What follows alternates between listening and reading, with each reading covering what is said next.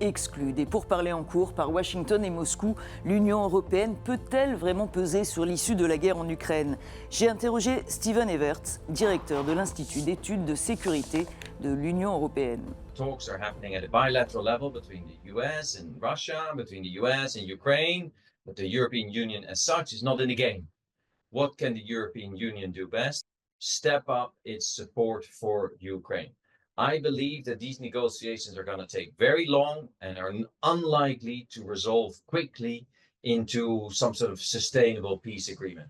The risk is that there is some sort of bilateral agreement between the United States and Russia on conditions that are unacceptable to us when it comes to the territorial integrity of Ukraine, or perhaps the freedom of Ukraine to choose its own alliances, or perhaps limitations on Ukraine's armed forces to resist future aggression. Putin still wants the subjugation of Ukraine. So we have to continue to support Ukraine to resist this war as long as possible, and that Ukraine is also able to say no to a deal that is unacceptable to them and is unacceptable to us. Alors concrètement, qu'est-ce que l'Union européenne peut faire de plus?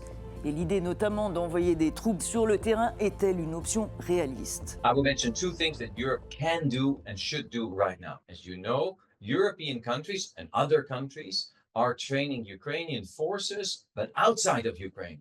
And it will be much more efficient if such training took place inside Ukraine. The second thing that Europeans can do right now is help Ukrainians with not just with ammunition, but also with air defense. So there's a greater degree of capacity to withstand these relentless bombardments by Russia day in, day out. Now, finally, on this idea of forces and boots on the ground, let's not call it a peacekeeping force. This is not like countries in other parts of the world that went to the United Nations, and then we have blue helmets, and there were European troops, and maybe there were troops also from other Asian countries. No, come on.